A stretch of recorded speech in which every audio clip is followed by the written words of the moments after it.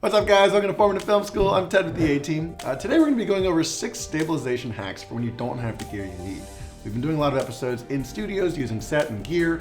We wanted to do something that was just quick and dirty that everyone had access to. So now if you need a slider but say you don't have the gear, one thing you could do is you could take a small tripod, say this Gorilla Pod here, and this glove here, and you could cut the fingerlings off the glove and wrap each of those pieces of cloth around the end of the tripod.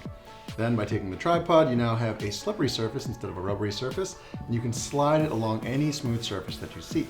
Get that slider smooth tracking shot. If you're out on the go, you could put this on a car hood. If you're in an office space, you could put this on a table. You can even put it on the floor in most places. So now if you need some stabilization, you're on the go, but you don't have a tripod with you. One thing you could do is if you have some string or say your shoelaces, what you could do is you could tie that string around the camera straps for your camera, bring it down, step inside of the string, so you now have 4 points of contact on your camera. Remember, having more points of contact will keep your camera more stable. If a tripod gives you 3, this will give you 4, 1 on each side of the camera, and 2 with your hands. Now say you don't have any string, say you don't have any shoelaces either, what you could do also is just take that camera strap, put it around, and one thing you can do is by pulling and having that tension on your camera strap, you now get a kind of mock 3rd point of contact on that camera, keeping it a little bit more stable as you move around. Now, let's say you don't even have your camera strap on you and you don't have your strings. Just remember that if you're gonna shoot, bring your camera in as tight as you can if you need a stable shot. So one thing you can do is take this camera and put it into your elbow and basically hold it here.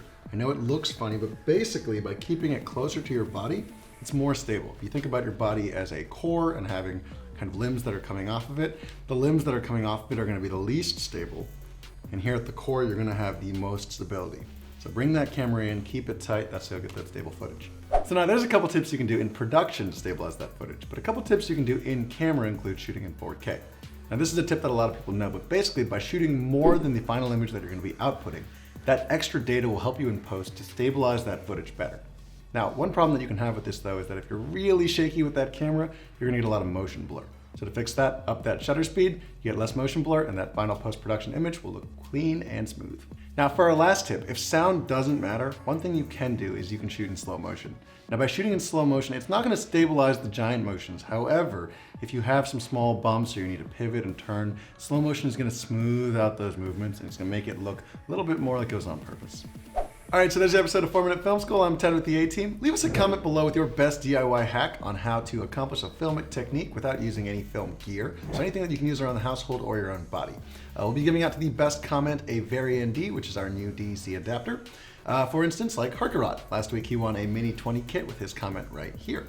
So that's it for today. I'm Ted with the A-Team and we'll catch you guys next time.